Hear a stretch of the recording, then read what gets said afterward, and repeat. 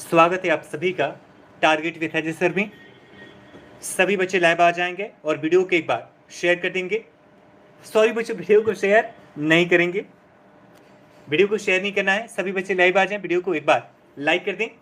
और बच्चों, आप सबकी पढ़ाई कैसी चल रही है तुरंत एक बार मुझे कमेंट बॉक्स में बता देंगे।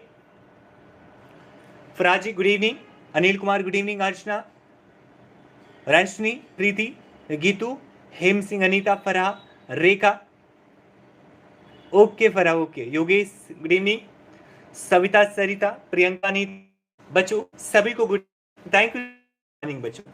और आपकी क्लास कैसी चल रही है, पढ़ाई कैसी चल रही है, एक बार मुझे कमेंट बॉक्स में बता देंगे। सभी बच्चे बताएंगे आपकी पढ़ाई कैसी चल रही है। फिर हम चलेंगे पहले प्रश्न की ओर। ठीक है बच्चों, सभी बच्चे तुरंत एक बार वीडियो को लाइक कर दीजिए। पहले प्रश्न की ओर चलते हैं। पहला प्रश्न है, महमूद गजनवी के साथ भारत आने वाले इतिहासकारों में कौन शामिल नहीं था? महमूद गजनवी के साथ भारत आने वाले इतिहासकारों में कौन शामिल नहीं था? शाहनामा का लेखक फिरदौसी, किताब उल हिंद का लेखक अलबरूनी, तारीखे यामनी का लेखक उत्बी। ये बच्चों उत्बी नहीं होगा, उत्बी होगा, उत्बी। या ऑप्शन डी, तारीखे सुबुद्दीन का लेखक बैहाकी। क्या हो जाएगा राइट आंसर बच्चों? सभी बच्चे आंसर करेंगे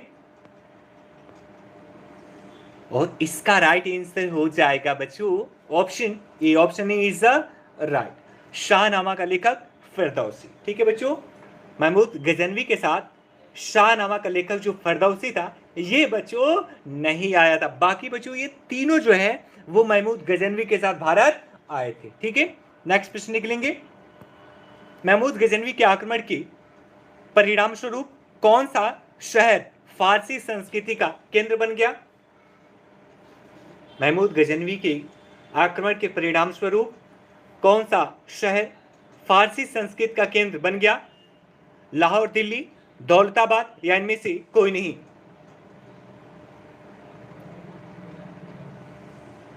महमूद गजनवी के आक्रमण के परिणाम स्वरूप कौन सा शहर फारसी संस्कृति का केंद्र बन गया? राइट आंसर हो जाएगा ऑप्शन ए, लाहौर बच्चों। ठीक है, लाहौर जो है ये फारसी संस्कृति का केंद्र बन गया महमूद गजनवी के आक्रमण के वजह से बच्चों, आक्रमण के कारण से। ठीक है, नेक्स्ट प्रश्न निकलेंगे। निम्नलिखित में से किसने ढोल की तेज आवाज के साथ एक महिला का अपने पति की चिता के साथ स्वतः को जला लेने के दृश्यों का भयानक चित्रण करता है? बच्चों, एक महिला ढोल और नगाड़े के साथ स्वयं को अपने पति के चिता के साथ जलाते हुए किसने दर्शाया है? इब्न बतूता, बरनी, बदाऊनी या अमीर खुसरो? क्या हो जाएगा राइट आंसर बच्चों? और कैसे आप लोग एक बार कमेंट बॉक्स में मुझे जरूर से बता दीजिए। और 3 का राइट आंसर हो जाएगा option A. Option A is the right बच्चों, Ibn Battuta. Ibn Battuta is the right answer बच्चों। ठीक है, नेक्स्ट प्रश्न निकलेंगे। भारत में मुस्लिम राज का संस्थापक माना जाता है? भारत में मुस्लिम राज का संस्थापक माना जाता है मोहम्मद गोरी को, इल्तुतमिश को, अकबर को या बाबर को? मुस्लिम राज का संस्थापक माना जाता है। और जयंती कॉल तो काफी बच्चों का आ रहा है दिन भर में। आज तो मुझे लग रहा है 100 कॉल तो आए ही होंगे। जी कल्पना, मैं बिल्कुल ठीक हूँ, आप कैसे हैं? और 4 का राइट आंसर हो जाएगा बच्चों option A. Option A is the right, Mohammad Ghori बच्चों। ठीक है, भारत में मुस्लिम राज का संस्थापक किसे माना जाता है? मोहम्मद गौरी। मोहम्मद गौरी के बाद बच्चों जो इसका दास था कुतुबुद्दीन ऐबक। कुतुबुद्दीन ऐबक इसने दिल्ली सल्तनत की नींव रखी और यहीं से मुस्लिम राज बच्चों शुरुआत होता है। ठीक है, तो option A is the right. Next प्रश्न निकलेंगे। किसने इक्तादारी प्रथा चलाई थी? किसने इक्तादारी प्रथा चलाई थी? फिरोज तुगलक, मोहम्मद बिन तुगलक, इल्तुतमिश या गियासुद्दीन बलबन? इक्तादारी प्रथा किसने चलाई थी बच्चों? फिरोज तुगलक, मोहम्मद बिन तुगलक, इल्तुतमिश या गयासुद्दीन बलबन? और राइट आंसर हो जाएगा option C. Option C is the right बच्चों, इल्तुतमिश। बच्चों इल्तुतमिश ने इक्तादारी प्रथा की शुरुआत करी थी। नेक्स्ट प्रश्न निकलेंगे, लाख बख्श के नाम से जाना जाने वाला भारतीय शासक कौन था? लाख बख्श के नाम से कौन जाना जाता था? लाख बख्श बच्चों क्यों कहा जाता था उस शासक को? क्योंकि वो लाखों में दान करता था, दिल खोल के दान करता था, इसके वजह से उसे लाख बख्श की उपाधि दी गई। कौन था बच्चों वो शासक? जल्दी से करो राइट आंसर। और वो शासक कोई और नहीं बल्कि दिल्ली सल्तनत का प्रथम शासक ऑप्शन सी कुतुबुद्दीन ऐबक था बच्चों। ठीक है, कुतुबुद्दीन ऐबक था। ठीक है, नेक्स्ट प्रश्न निकलेंगे, 13वीं सदी में सेना का सर्वोच्च अधिकारी होता था? 13वीं सदी में जी अस्मिता मैं बिल्कुल ठीक हूं। आप लोग कैसे हैं बच्चों, एक बार मुझे बता दें आप लोग। जब तक आप सबकी दुआ रहेगी तब तक मुझे कहाँ कुछ हो सकता है बच्चों, और हमारी दुआ हमेशा आप सबके सक्सेस के साथ है। आप जल्दी से सक्सेस हो जाओ। और राइट आंसर हो जाएगा 7 का option B. Option B is the right बच्चों। 13वीं सदी में सेना का सर्वोच्च अधिकारी खान होता था बच्चों। कौन होता था? तो खान होता था। Option B is the right बच्चों। नेक्स्ट प्रश्न निकलेंगे, कुतुब मीनार के कार्य को किसने पूरा किया था? कुतुब मीनार के कार्य को किसने पूरा किया था? रजिया, कुतुबुद्दीन ऐबक? ये बच्चों इल्तुतमिश होगा, इमिश नहीं होगा, इल्तुतमिश होगा। इल्तुतमिश या ऑप्शन डी बलबन? क्या हो जाएगा राइट आंसर? कुतुब मीनार के कार्य को किसने पूरा किया था? तो राइट आंसर हो जाएगा 8 का ऑप्शन सी, यानी कि बच्चों कौन था? इल्तुतमिश। कुतुब मीनार के कार्य को बच्चों इल्तुतमिश ने पूरा किया था। और आप सबको पता है बच्चों कुतुब मीनार की शुरुआत किसने करी, यानी प्रथम 2 मंजिल किसने बनवाई थी? तो बच्चों ये बनवाई थी कुतुबुद्दीन ऐबक ने। ठीक है, प्रथम 2 मंजिल कुतुबुद्दीन ऐबक ने बनवाई थी, बाकी के 2 मंजिल बच्चों इल्तुतमिश ने बनवा के इस कुतुब मीनार को कंप्लीट किया था। ठीक है, नेक्स्ट प्रश्न निकलेंगे, निम्नांकित में से दिल्ली का पहला तुगलक सुल्तान कौन था?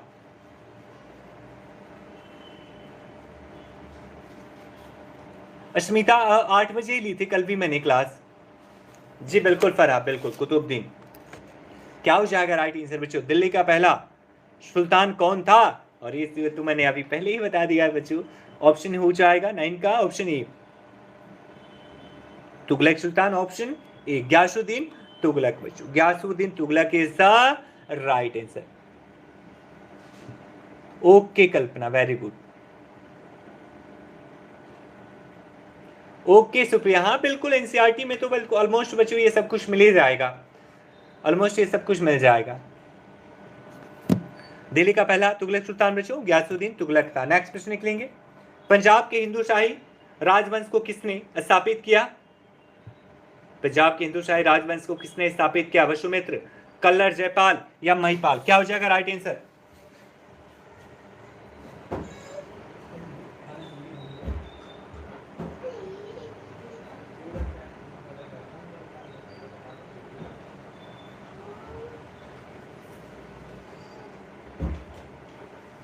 तो इसका राइट आंसर हो जाएगा बच्चों 10 का option B. Option B is the right. कल्लर ने बच्चों पंजाब की हिंदूशाही राजवंश की स्थापना करी थी कल्लर ने। किसने बच्चों? तो कल्लर ने करी थी। नेक्स्ट प्रश्न निकलेंगे, अलबरूनी किसके शासन काल में इतिहासकार था? अलबरूनी किसके शासन काल में इतिहासकार था बच्चों? महमूद गजनवी, बलबन, मोहम्मद बिन तुगलक या अकबर?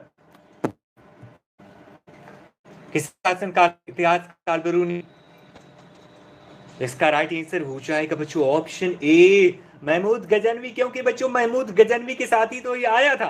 अलबरूनी महमूद गजनवी के साथ ही बच्चों आया था। ठीक है, तो option A is the right बच्चों। अब थोड़ा सा टफ एक प्रश्न है, अब इसे आप देखो। ठीक है, आप देखो थोड़ा सा टफ है, मैंने पहले ही बता दिया। अब इसमें मिलाना है कि जो सूची, ये सूची 2 है बच्चों, सूची 1 से मिलाना है। सूची 2 को सूची 1 से। निजामुद्दीन औलिया क्यों जाना जाता है? मलिक काफूर क्यों जाना जाता है? अलाउद्दीन खिलजी और जलालुद्दीन फिरोज खिलजी, इनसे संबंधित कार्य को बच्चों जोड़ना है सूची 2 से। सूची 1 को सूची 2 से सुमेलित कीजिए जल्दी से। और अगर आपको याद हो रहा हो बच्चों, तो मैंने बताया था मलिक काफूर को 1000 दिनारी भी कहा जाता है। मलिक काफूर को क्या कहा जाता है? तो 1000 दिनारी भी कहा जाता है। तो पहले बी को 3 से देख लो बच्चों एक बार।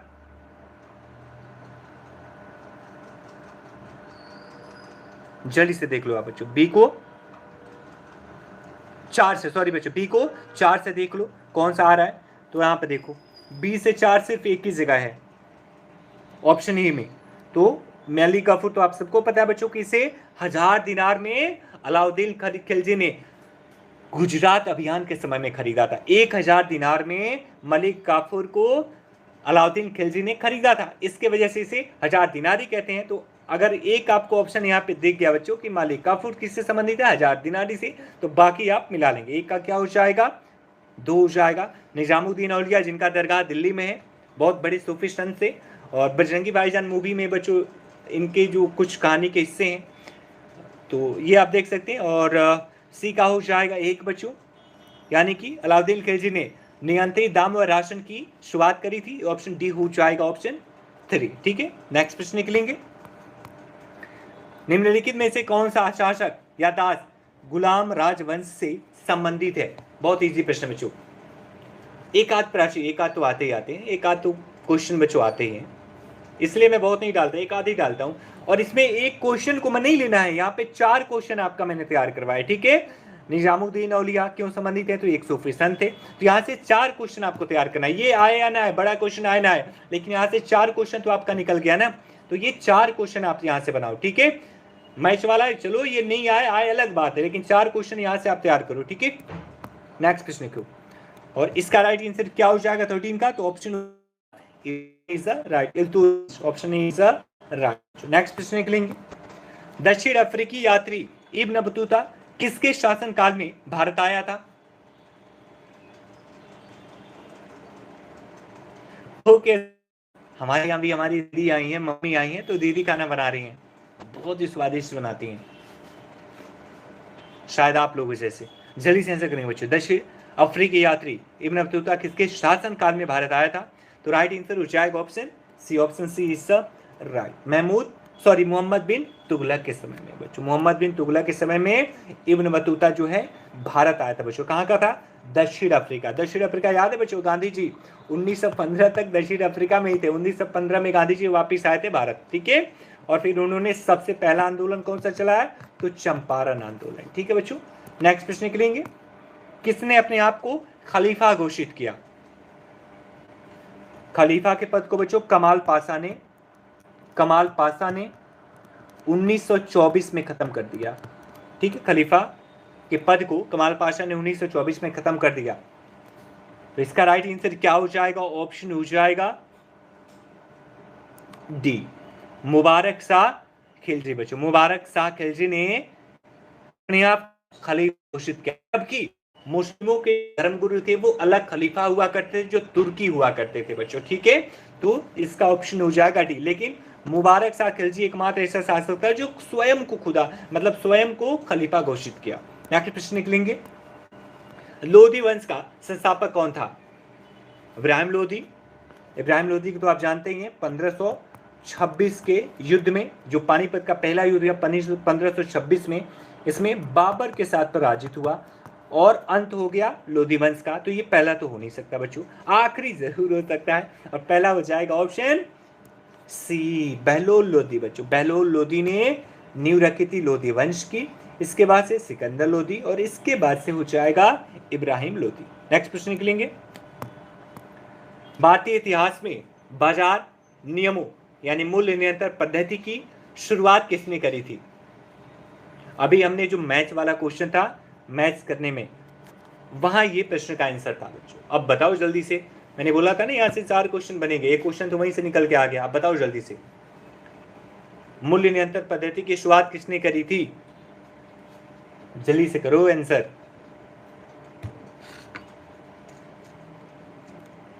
और इसका आंसर हो जाएगा बच्चों 7 का ऑप्शन डी, अलाउद्दीन खिलजी ने। अलाउद्दीन खिलजी बच्चों बाजार नियमों यानी मूल्य नियंत्रण पद्धति की शुरुआत करी थी? नेक्स्ट प्रश्न निकलेंगे।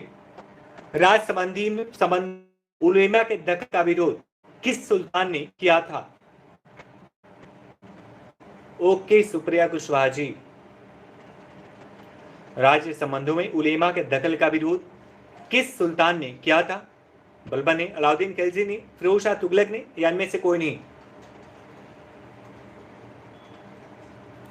और इसका राइट आंसर हो जाएगा option B. Option B is right बच्चों, अलाउद्दीन खिलजी ने, अलाउद्दीन खिलजी ने बच्चों। ठीक है, ओके अस्मिता बच्चों, आवाज सबके पास कट के जा रही है?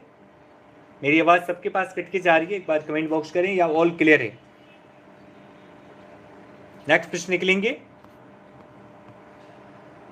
अल-बरूनी द्वारा रचित पुस्तक किताब उल हिंद या तारिक उल हिंद में किन विषयों की समीक्षा की गई है? उलेमा एक्चुअली दरबार में हुआ करते थे बच्चों, राज दरबार में हुआ करते थे, यानी जो शासक थे उनके दरबार में रहते थे, और धार्मिक जो संबंध थे यानी धर्म के बारे में ये शासक को गाइड करते थे, या फिर किसी भी कोई भी फैसला लेना होता था तो जैसे आज प्रधानमंत्री से मंत्री परिषद होती है बच्चों, एक तो प्रधानमंत्री होते हैं, प्रधानमंत्री के साथ जो मंत्री परिषद होती है वो किसी भी विषय सलाह देती है, उसी प्रकार उलेमा होते थे जो शासक को सलाह मशवरा देते थे बच्चों। ठीक है, और इसका राइट आंसर हो जाएगा बच्चों 19 का option D. Option D is the right बच्चों, इनमें से कोई नहीं बच्चों। ठीक है, किताबुल हिंद या तारीख हिंद किन विषयों की समीक्षा की गई है? तो इनमें से किसी भी विषय पर नहीं की गई है बच्चों। ठीक है, यह बच्चों किस पे है बच्चों? तो ये शासन से संबंधित है बच्चों, शासकों से शासन संबंधित किताबुल हिंद। नेक्स्ट प्रश्न निकलेंगे।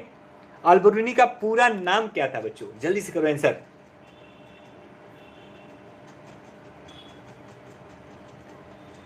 अल-बरूनी का पूरा नाम क्या था? अबू रेहान मोहम्मद, अबू अब्दुल अली गुरशाब्स, या ऑप्शन डी में से कोई नहीं? राइट आंसर हो जाएगा ऑप्शन रेहान मोहम्मद बच्चों, Rehan Mohammad is right answer. Alka काफी लेट है आप। नेक्स्ट प्रश्न निकलेंगे। 11वीं सदी के भारत का दर्पण किसे कहा जाता है? 11वीं सदी के भारत का दर्पण, भारत का दर्पण किसे कहा जाता है? ऑफ इंडिया, किताबुल हिंद, केला, तारिक यामनी, या इनमें से कोई नहीं? राइट आंसर हो जाएगा ऑप्शन ए, किताबुल हिंद को बच्चों भारत का दर्पण, मिरर ऑफ कहा जाता है किताबुल हिंद को। किताबुल हिंद रचना करिए जल्दी कमेंट बॉक्स में तो एक बार। ठीक है, नेक्स्ट प्रश्न निकलेंगे। दिल्ली का वह प्रथम सुल्तान कौन था जिसने अस्थायी सेना रखी? दिल्ली का प्रथम सुल्तान मुल्तानी कौन? अस्थायी,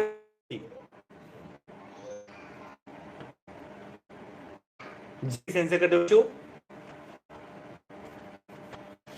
इसका आंसर हो जाएगा option C. Option C is the right, Alauddin Khilji ने। अलाउद्दीन खिलजी ने बच्चों सबसे पहले अस्थायी सेना की व्यवस्था करी थी बच्चों। Option C is the right. Next प्रश्न निकलेंगे।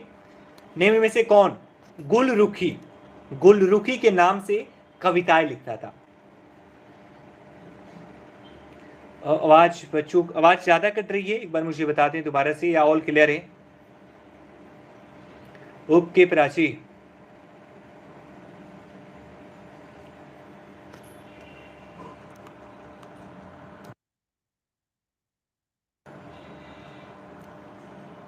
अब एक बार देख लो बच्चों, अभी क्लियर है?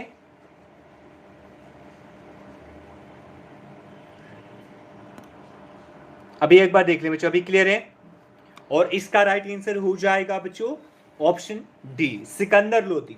सिकंदर लोदी जो था बच्चों गुलरुखी के नाम से कविताएं लिखता था। किसके नाम से? गुलरुखी के नाम से कविताएं लिखता था। ओके प्राची, अभी क्लियर है? ओके, नेक्स्ट प्रश्न के लिए बच्चों।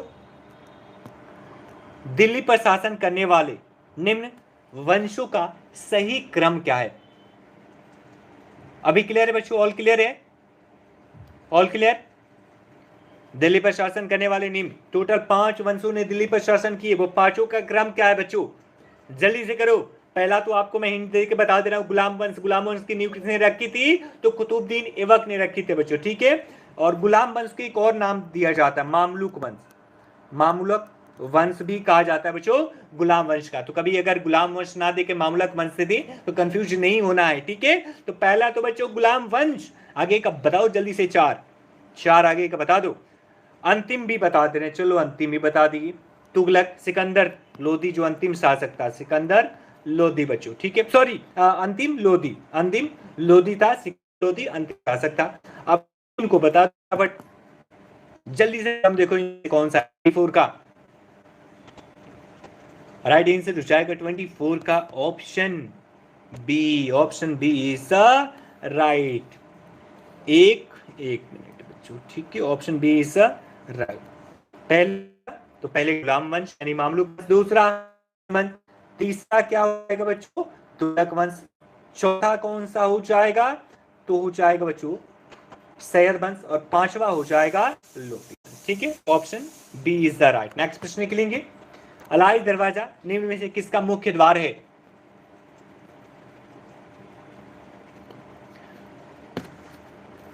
बिल्कुल चलेगा अंतिमा, बिल्कुल, क्यों नहीं। अभी तो वीडियो और पीडीएफ दोनों नहीं शेयर किया जा रहा है। बिना पेड वाले बच्चों को वीडियो और पीडीएफ दोनों नहीं दिया जाएगा। और बहुत जल्दी बस 2-1 दिन में सब कुछ खत्म, सिर्फ पेड वाले बच्चों को मिलेगा। इसका राइट आंसर क्या हो जाएगा? तो हो जाएगा option C, option C is the right बच्चों। कुतुब मीनार, कुतुब मीनार का बच्चों मुख्य द्वार है अलाय दरवाजा, ठीक है। कुतुब मीनार का मुख्य द्वार जिसे सूर्य स्तंभ कहा जा रहा है, अभी बवाल मचा हुआ है सूर्य स्तंभ के नाम से। तो बच्चों इसका जो मेन दरवाजा है उसे अलाय दरवाजा कहा जाता है। मोहम्मद गोरी किस वंश का था बच्चों?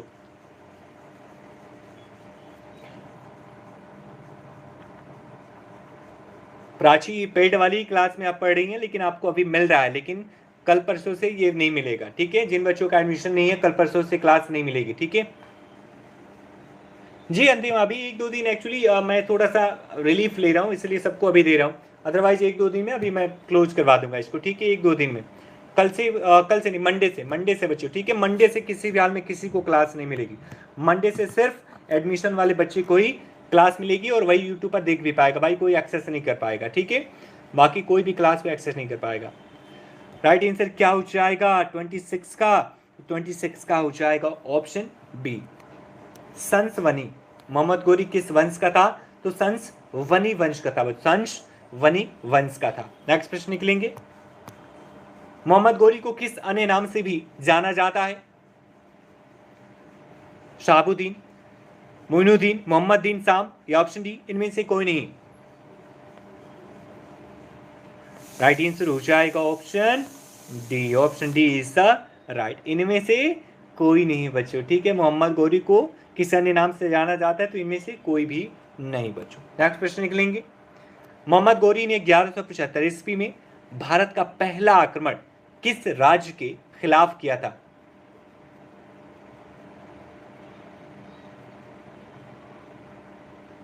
ओके प्राची, मतलब आप लोग के यहाँ 144 लग गया क्या बच्चों? कहाँ कहाँ 144 लगा है? कमेंट बॉक्स में बताओ मुझे, कहाँ कहाँ 144 लगा हुआ अभी? जगह का बताना बच्चों, कहीं लगा हुआ है कि नहीं लगा हुआ अभी? राइट आंसर जाएगा 28 का ऑप्शन ये बच्चों, मुल्तान में पहला आक्रमण। मोहम्मद गोरी ने पहला आक्रमण बच्चों 1175 में किया। पहला क्वेश्चन क्या है कि मोहम्मद गोरी ने पहला आक्रमण कब किया? तो 1175 में। और किसके खिलाफ किया? तो मुल्तान के खिलाफ किया बच्चों, ठीक है, मुल्तान के खिलाफ किया। नेक्स्ट प्रश्न निकलेंगे। भारत का यह पहला शासक कौन था जिसने मोहम्मद गोरी को पराजित किया? ओके प्राची,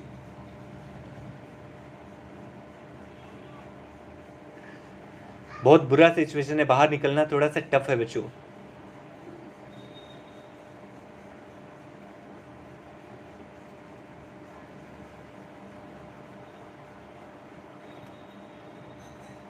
जी अस्मिता, थोड़ा सा ध्यान दीजिए बच्चों, अभी सिचुएशन थोड़ा सा अनकॉम्प्लिकेटेड है। राइट आंसर क्या हो जाएगा? 39 का हो जाएगा ऑप्शन ए, सोलंकी शासक भीम द्वितीय बच्चों, ठीक है। भारत का वह पहला शासक कौन था जिसने मोहम्मद गोरी को पराजित किया? तो सोलंकी शासक भीम द्वितीय। नेक्स्ट प्रश्न निकलेंगे, मोहम्मद गोरी का सर्वाधिक महत्वपूर्ण भारतीय आक्रमण था। मोहम्मद गोरी का सर्वाधिक महत्वपूर्ण भारतीय आक्रमण क्या था बच्चों? मुल्तान पर आक्रमण, त्राइन का प्रथम युद्ध, त्राइन का द्वितीय युद्ध, या ऑप्शन डी भटिंडा का आक्रमण।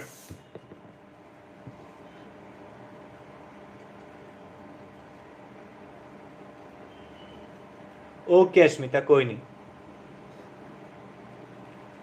राइट आंसर हो जाएगा 30 का option C, option C is the right बच्चों। त्राइन का द्वितीय युद्ध बच्चों, त्राइन के टोटल 2 युद्ध हुए। पहले में बच्चों एक हुआ 1191 में, और दूसरा हुआ 1192 में। तो पहले वाले में तो बच्चों मोहम्मद गोरी की हार हुई, लेकिन द्वितीय वाले में मोहम्मद गोरी की जीत हुई। तो पहला प्रश्न ये भी है बच्चों कि टोटल कितने त्राइन के युद्ध हुए? तो 2 हुए। कब कब? तो 1191 और 1192। मोहम्मद गोरी एवं कनौज के राजा जयचंद्र के मध्य 1194 में हुआ युद्ध किस नाम से प्रसिद्ध है? मोहम्मद गोरी एवं कनौज के राजा जयचंद के मध्य 1194 ईस्वी में हुआ युद्ध किस नाम से प्रसिद्ध है? त्राइन का प्रथम युद्ध, त्राइन का द्वितीय युद्ध, चंदावर का युद्ध, या पानीपत का प्रथम युद्ध। Thank you Bina, thank you so much. जल्दी से कर दो राइट आंसर बच्चों, और इसका राइट आंसर हो जाएगा ऑप्शन सी, चंदावर का युद्ध बच्चों। ठीक है, मोहम्मद गोरी एवं कनौज के राजा जयचंद के मध्य 1194 में चंदावर का युद्ध हुआ था बच्चों। ठीक है, नेक्स्ट प्रश्न करेंगे, मोहम्मद गोरी का आक्रमण किसके विरुद्ध हुआ? मोहम्मद गोरी का अंतिम आक्रमण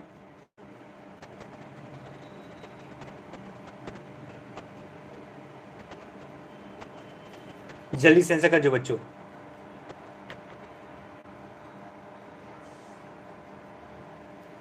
थैंक यू स्वीटी, और राइट आंसर हो जाएगा बच्चों 32 का पंजाब के मुखर जाट के बच्चों। ठीक है, और बच्चों गजनवी का याद है कि मैंने बताया था कि मोहम्मद गजनवी का आक्रमण, अंतिम आक्रमण किसके विरुद्ध था? तो जाटों के विरुद्ध था बच्चों, पंजाब के जाटों के विरुद्ध था बच्चों गजनवी का अंतिम आक्रमण, जबकि मोहम्मद गोरी अंतिम था आपके खोखर जातियों के विरुद्ध। के नेक्स्ट प्रश्न निकलेंगे, भारत में मुस्लिम राज्य का संस्थापक मोहम्मद गोरी को माना जाता है, परंतु भारत में स्वतंत्र मुस्लिम राज्य का संस्थापक किसे माना जाता है? जल्दी से आंसर कर दो बच्चों।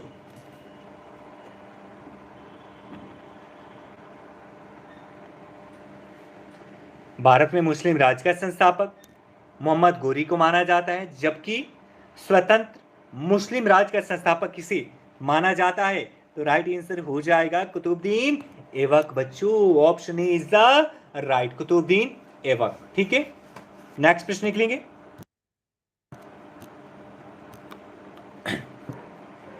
अलाउद्दीन खिलजी के आक्रमण के समय देवगिरी का शासक कौन था बच्चों?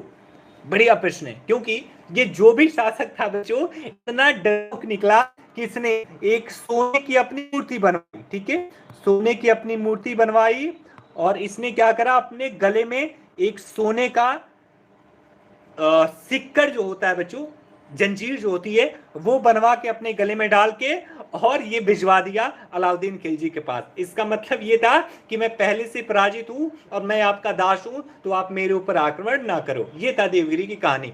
बहुत डरपोक शासक था यहाँ का। क्या नाम था उसका बच्चों?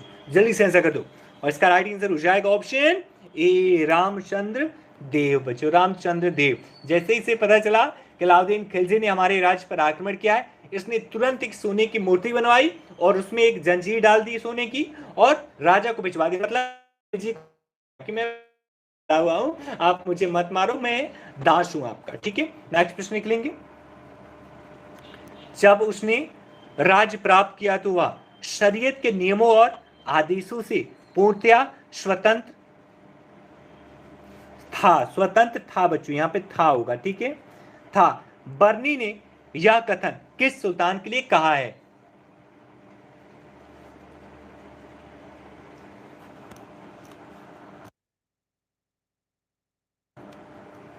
अब देख लेना बच्चों, ऑल क्लियर? अभी एक बार चेक करो आप। तो इसका राइट आंसर हो जाएगा 35 का ऑप्शन सी, उद्दी बच्चों, उद्दी ने। ठीक है, जब उसने शासन राज्य प्राप्त किया तो वह शरीयत के नियमों और आदेशों से पूर्णतः स्वतंत्र था। बन्नी ने यह कथन किस सुल्तान के लिए कहा है? तो बच्चों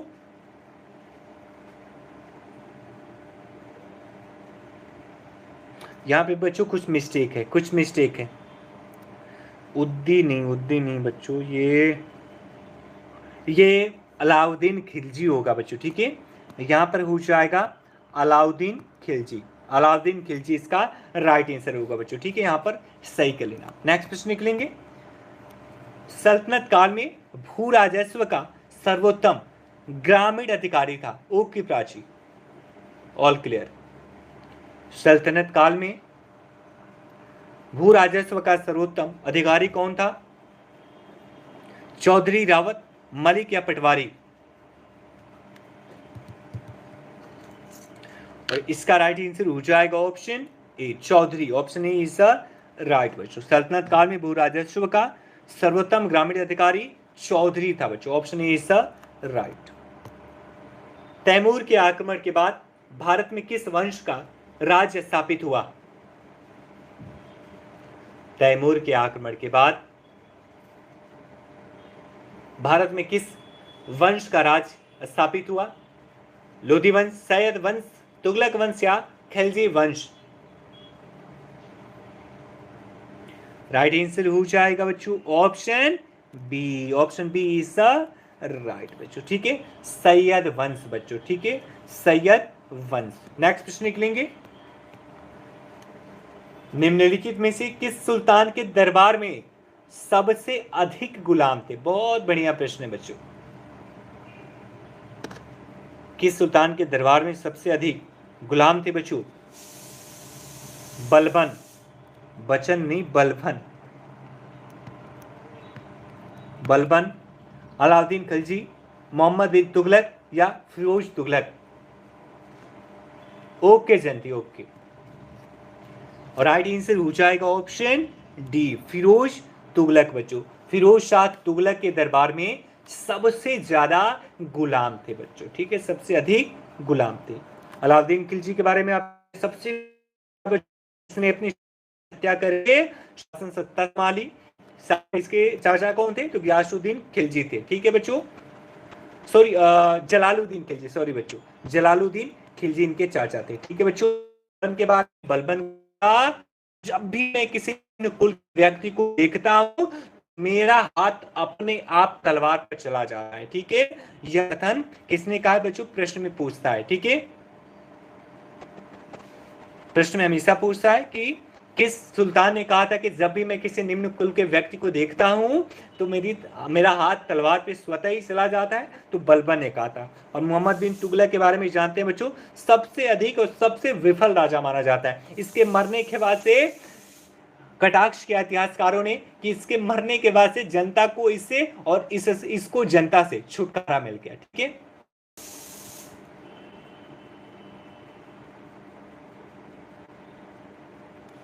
अब प्राची मैं न्यू नहीं हूं, मैं तो काफी पुराना हूं, मुझे आप कैसे न्यू कह सकते हो? मैं पुराना मैं शुरू से ही हूं। आंसर करेंगे कुछ ने बेरोजगार बेरोजगार, अलाउद्दीन खिलजी, मोहम्मद बिन तुगलक, फिरोज तुगलक या शेरशाह सूरी?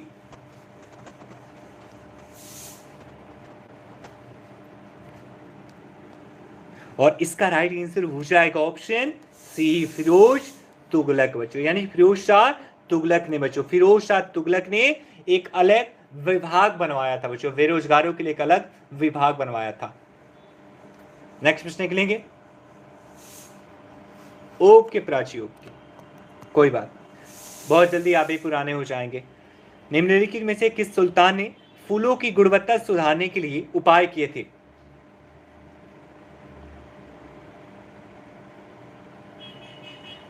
निम्नलिखित में से किस सुल्तान ने फूलों की गुणवत्ता सुधारने के लिए उपाय? अच्छा, प्राची डांट भी रही है कि सर आप उल्टा पढ़ते हैं। कोई बात नहीं, आप लोग परिवार हो, डांट लो, मैं भी तो गार्जियन हूँ, गार्जियन को डांट सुनना पड़ता है कभी कभी। पास होते तो मुक्का मार के दांत तोड़ देता मैं आप सभी के। मेरे को भी डांट देते हैं, मतलब क्या ही बताएं। आखिरी प्रश्न कैसे करूं जल्दी से।